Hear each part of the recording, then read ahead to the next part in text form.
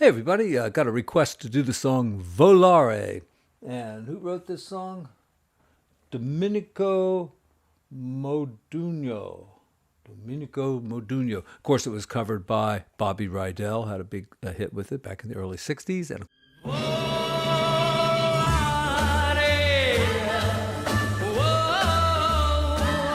of course, Dean Martin.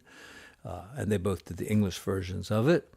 And, I have a whole book of Italian songs, and I couldn't believe it wasn't even in there, but I did find a chart in the thing called the Great Gig Book, and also found another chart online that has the, what do you call it, the introduction or the little rubato section in there. So I'm going to put both charts down in the description. And the way I was going to play this song, it's kind of a swingy song, but I was going to kind of give it the same kind of treatment that we do when we're doing a Latin song, which is to play just the bass line, roots and fifths like that, and then try to put most everything else rhythmic-wise and chord-wise up here in this hand. So we could start with that little intro. You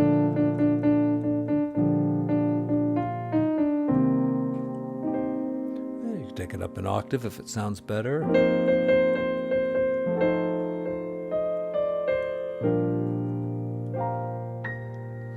The chords are wrong here. It should be D minor. It's really like a B flat major 6 with the D on the bass. So it sounds a little bottom heavy there. So let's spread it out a little bit. How about that? I don't like that either.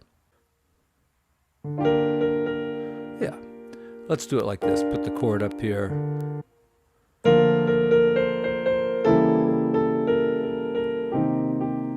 Okay, so that's kind of like a B flat, but in first inversion. You got the D on the bottom, so. And then a diminished chord here.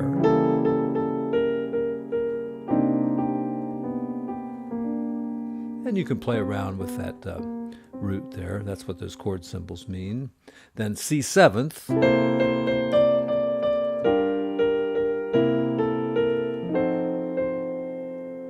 then these two little notes are just kind of accompaniment notes. And let's go to the other chart now, because it's more accurate. Got a G7 and C minor.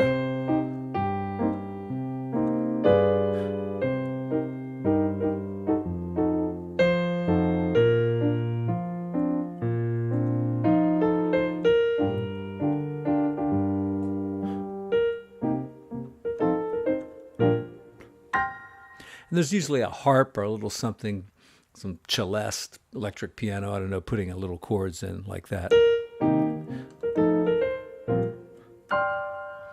I like to use those fourths up there, which is not what they do, but gives it a jazzy sound. Does it again. And then we go into the first ending here. All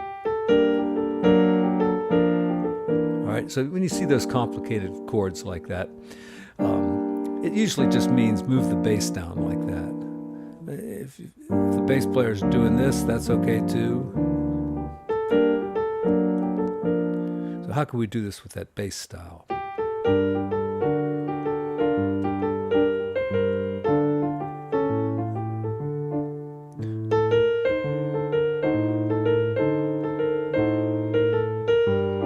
All right, so it's mostly D7 there. You could put the A minor 7 flat 5 in like that. I didn't really hear that much on the record.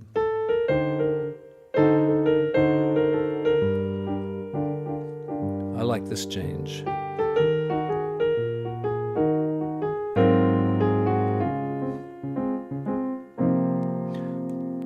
All right, it goes to that F7. If you're on D7, or D flat rather, get to that F. It's more of a sustained or suspended chord like that. And then go right to the G dominant. And look, I didn't even play a G. Just, played every other note in the chord, including the flat 9.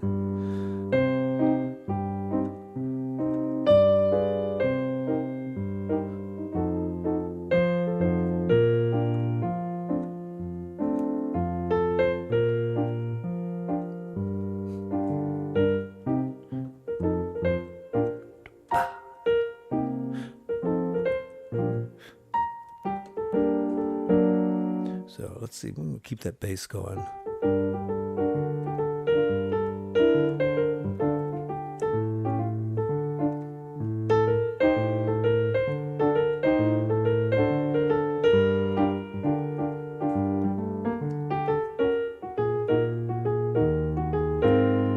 Just stay on the E flat for most of this. Then the A flat. And look, if you've got D flat major 7th there, add a 6 to it, and just go to F, and you've got that suspended chord. Maybe put a 7th in, and then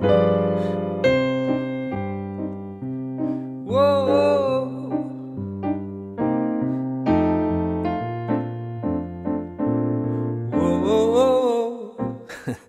You know, it's a fun song. Everybody loves it. So got 2 charts down there for you. Work out your own arrangement and have fun with it. Thanks, everyone.